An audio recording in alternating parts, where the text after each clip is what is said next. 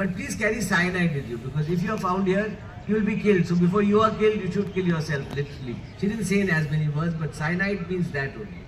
And ultimately she was dead. We filed a habeas corpus, but the problems were that it was a foreign country. We tried our best to get the body of the girl into the Indian High Commission, so that ultimately that becomes Indian territory. By the way, all Indian High Commissions or Indian embassies are part of Indian territory, unlike the other part of the country which is outside. But that didn't happen.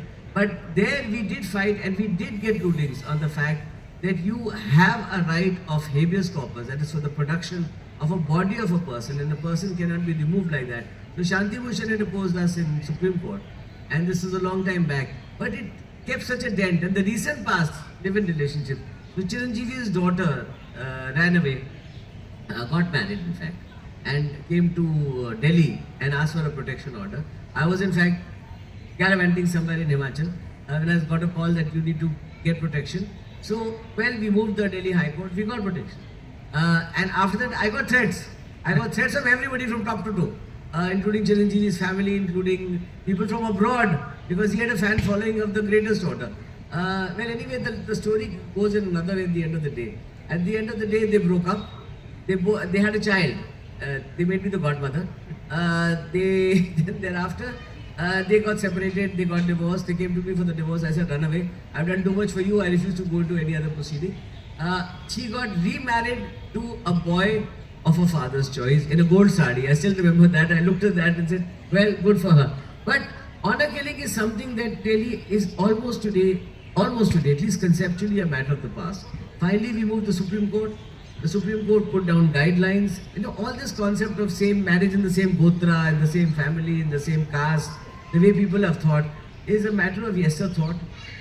We do have a matter of choice. So it all boils down to choice, my right, my decision. That, however, I'll interrogate young people who are here. It doesn't mean I should do exactly what I want to. There is called something like a public good and a public order, and something that does need to be looked at. So I'm all for family. I am not advocating. So remember when I did Khushbu's case. The Khushbu's case was a case of live-in. When she was not of her own, that's another matter. But she's now a member of NCW, by the way. And she herself ultimately advocated that what's wrong with live-in, you just should be careful. There was an interview she gave to Dina Tanti, a Tamil Nadu newspaper. 21 cases of defamation were filed against her all over Tamil Nadu. Anyway, I was fortunate enough to get her extricated and acquitted.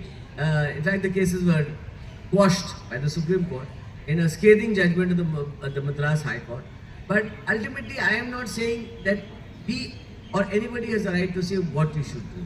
You should do what makes you happy. At the same time, I do believe strongly in the concept of family, in the concept of state, in the concept of public. So therefore, private good cannot take precedence over all public good. That's about all that I have to say. However, having said that, I think today the world is an open world. We are getting to this resurgent India that we are talking of, the bar having been raised. It was somewhere here. It has gone to here.